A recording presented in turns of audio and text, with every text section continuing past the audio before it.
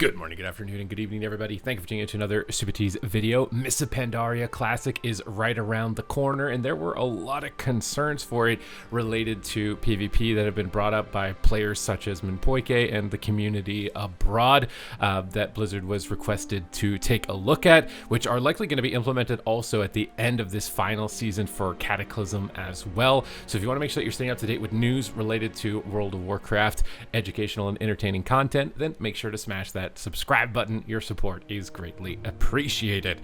So in today's update, PvP seasons, base resilience, and max PvE item level updates in MoP Classic.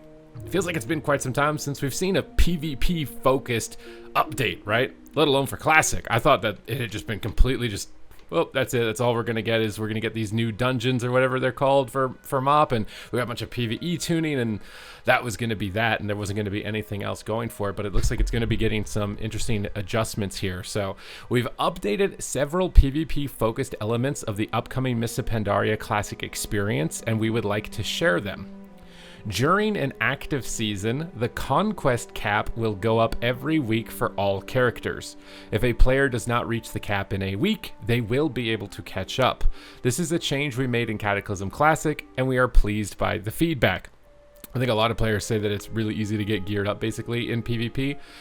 When it comes to Cataclysm Classic at the moment, I think the biggest issue is just no solo queue. So if you log on and you don't have friends, and you can't find anybody that plays a comp that synergizes with your spec, you just kind of flail around, and there's really not too much you can really do. One big benefit, though, for Mists of Pandaria Classic is that double DPS 2v2 comps are a lot more competitively viable. That's the one shining grace for myself personally. I played a ton of Warlock Boomkin. I was like the highest rated Warlock Boomkin back in Mists of Pandaria, I think, with Maldiva in 2v2. And yeah, Warlock Boomkin, really fun. There's a lot of other random double DPS comps you can play. So hopefully that's going to enable at least access to more gameplay than Cataclysm did, but they're going to be carrying forward this. I think that makes sense. For example, if you create a new character and hit max level 4 weeks into the arena season, your available conquest cap will be 4 times the weekly cap, and you can catch up to everyone else without being permanently behind. We are bringing back Gladiator and Rank 1 titles for 2s and 5s. Okay, they might have just revived. I might just become a 2v2 main. I need to get a Warlock. I need to get a Warlock partner to do 2s with, because, okay, titles are coming back to 2s and 5s. These brackets are not being forsaken and completely abandoned. I'm curious to see if they change the percentages for those spots, because otherwise, if it ends up being really small and it just ends up in a handful of cheaters, that's going to be a pretty rough ride. But this is definitely going to revive those brackets, especially 2v2. Honestly, I think 2v2 is the most fun bracket in MoP, at least if you're playing double DPS. Maybe not so much if you're playing healer DPS. Healer DPS is almost always resident sleeper, but and 5v5 too. And 5v5 in MoP had like a really powerful god comp. I think it was like Shadow Priest, Mage, Rogue, Druid, and I can't remember the fifth healer, if it was a Shaman or a Priest or something like that, but the Shadow Priest Mage combo with like a Warrior or a Rogue or something was really good. I'm curious to see what this means for the meta in 5s, because it's actually going to be like a serious bracket to contend with. So they're revitalizing some of these dead brackets with this change, which is nice. We will have a flat cutoff instead of a percentage of players for Rank 1 and Gladiator slots. Can we get this change on retail? Like, it's so dumb that the cutoffs are based off of the percentage of how many people are playing, and it changes every season, and it's like impossible to know if you're going to be able to get into a rank 1 spot or not. And then in shuffle, right? Like if no one plays your spec, there's only one spot for these things. This would be okay. So that's a nice change, because right now in Cata Classic, it's like 2 people get the Glad title. I guess like it makes it feel really, really prestigious, but makes it feel like entirely purposeless to go after. Having multiple ults in the Gladiator range will no longer count towards multiple slots when calculating the cutoff for that arena bracket size. So they're applying that retail change, which was widely accredited to being a great change, into Classic. This is what we need. This is what we need. This is use Classic, experiment with some of these types of format changes, see how the community responds, see how engagement increases or decreases depending on them, and then apply those changes back and forth to each version of the game. And then we can create the ultimate version of WoW PvP, right? So I think that's a good change. For example, if you have 4 characters that are all Gladiator in 3s, you will only count as 1 spot, and all 4 of those characters will get Gladiator rewards. Similarly, if you have 2 characters that are Gladiator in 2s, 2 characters that are gladiators in 3s and 4 characters that are gladiators in 5s, there's literally going to be one person maybe in the game that fits this criteria. You count as 1 character in 2s, 1 character in 3s, and 1 character in 5s for cutoffs. All of those characters will get their gladiators rewards. So you'll still take up a spot in 2s, even if you're already getting a reward from 3s, which kind of sucks. Maybe they don't have the technology to deal with that because they're interdependent titles, even though they're technically the same title. So you could still soak up titles in other brackets. But it's far better, I think, than at least doing nothing, right? If you have 2 characters that are gladiator in 3s and 1 character that is not, you count as 1 slot in 3s. Your 2 characters get gladiator rewards, and your character that was not gladiator does not get the rewards. Okay? Base resilience is set to 62% damage reduction for players for the duration of Arena Season 12. And base resilience is set to 40% for characters below level 90. So they're trying to speed up the game. I need to go look at what the base resilience is, because I do know games right now are really long. They are really, really, really, really, really long, especially at higher levels of play and with certain compositions and combinations of classes, right? The gameplay is really long. So I don't know if this is 62% damage reduction for play. I don't know if it's higher or lower because I don't know what the baseline is right now with max stats. Battle fatigue, though, is going to be set to minus 30% healing and shielding for the duration of Arena Season 12. That I'm not sure if it's higher or lower. I assume that must be higher, but maybe they've got some more specifics here. We are aware that PvP power has not been contributing towards healing in the beta, and that has been accounted for with the battle fatigue and base resilience numbers we arrived at. There is now a maximum PvE item level of 473 while inside of arenas, battlegrounds, and rated battlegrounds, so PvE gear will absolutely not be viable. There are obviously bugs. I think there's been a lot of bugs that they've been trying to squish. So this change, I feel like this is gonna have to be tested out and felt out to see whether the game is faster or slower as a result of these changes. But I do know a lot of players, again, like when Poiki were talking about, you got to increase the dampening. It's got to start sooner. The games are going too long, type of deal. So hopefully that this is gonna fall in line with that line of thinking, because I also agree. Like some of the games can probably even be borderline endless with the amount of crowd control players have and how many cooldowns they have in this expansion. So, you know, lowering the healing, making the games less in duration, I think is absolutely necessary. So hopefully these are in line with that. Or ultimately, maybe this is just means the gameplay is exactly the same because they're aware that PvP power isn't contributing. So now PvP power contributes, and then they make these changes to account for that, and then they're just trying to keep it exactly the same.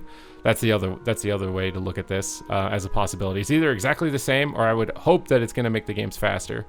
For Battlegrounds, if you are wearing a non-PvP item in an arena, BG, or RBG that exceeds 473 item level max, it will be set to 473 for that match.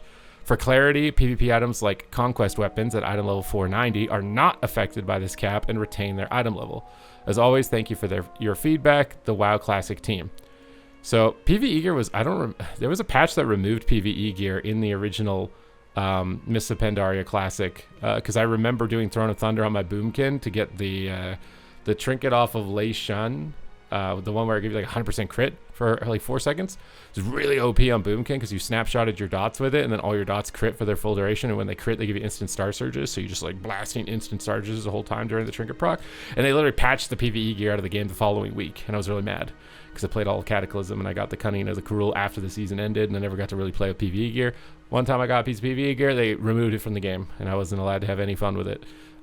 So this is just, I guess, making sure that PvE gear is absolutely not going to be impacted, which obviously I think led to a downturn in player participation for Cataclysm, because if you're in your 30s right now, you know, you have to maintain a raid group, possibly run dungeons with the new dungeon kind of systems they've got for currencies to get PvE trinkets and the like. Yeah, you're going to check out pretty quickly, right? I think in that regard. So if they can, it's nice that hopefully this is either going to keep it the same or speed it up. If it makes it slower, it's going to be really bad. This is a really good change from retail to classic for the titles. I think it's good that they're bringing these brackets back to life for 2s and 5s, especially 2s, because I think for a lot of more casual players that don't have a lot of time to play, it's way easier to get one friend, and then maybe you have something serious that you could actually possibly go for. And like I said, I actually think 2v2 and MoP, and honestly 1v1 duels and 2v2 are like the most fun brackets that I remember from playing the first time around. So that's kind of cool that they're doing that. No solo queue. I would have really liked them to experiment with not solo shuffle, but like actual solo queue where you just queue into the regular ladder as an individual player, just to experiment, just to see, like, is it actually good? Because I've seen a lot of players that think if they got rid of shuffle and just made regular solo queue, then automatically it'd be higher participation, higher retention, right? This seems like a great time to test that. I don't see why it wouldn't. Or even duo queue, right? Like Battleground Blitz, where you can queue with a healer and a DPS, and it'll just find you a random third DPS, and it queues you into the regular 3v3 bracket. Now, I wouldn't expect you to go very far with this system, right? Because you wouldn't be able to voice comms a lot of the time, but it would at least give you a button to press to play when you didn't have anybody on that you knew to play the game. So I think the PvE changes are great. That helps out with why participation fell off a bit in Cataclysm. Reviving some of the other brackets is great. Changing the reward structure, but again, this is like affecting only the top. It really depends on how many spots there are. They didn't say. They said there's going to be a flat amount. So a flat cutoff instead of a percentage of players. So if you get above a certain rating, you'll get Gladiator or rank 1. There's a lot to be asked there, because that could make it a really easy Gladiator, actually, after reading this a second time. Like, if it's just be above 2,400 at the end of the season, you get Gladiator? Or is it going to be 500 players? And then if you're in the top 500 players, you're going to get it. This is a question that remains to be said. I think increasing the number of spots is really good to try and get participation up for it, because it's just so limited at the moment that so many people, unless you're an absolute sweat or a booster, like, you're not really ever going to be in the running to go for it. But I would have liked to see some solo queues going for this, and I guess we'll be able to see, because then in this update here, we've made a couple of updates for Cataclysm Classic with how titles and ranking is going to be working for the final season. They've increased the number of spots that will be getting rank 1 in Gladiator titles, and having multiple alts in range will no longer count. So they applied all those changes, and so if you have 4 characters, you won't count for that. It's going to be ending on June 23rd. So this is where we'll get to see, like, how many more people are actually going to get Gladiator,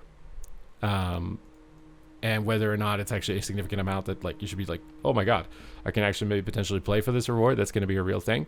Because I know Mr. Pandaria Classic, it's really exciting. We're going to be jumping into it. It's going to be nice to revisit some of it. But I'm worried about some of the problems that have happened with every previous Classic PvP expansion, right? They all kind of hit that same runoff point where players either couldn't maintain the character from PvE gear, cutoffs are way too scarce, so you couldn't have any opportunity for those rewards, and then finally you just couldn't find anyone to play with. So the participation and the player base ends up diminishing massively over time.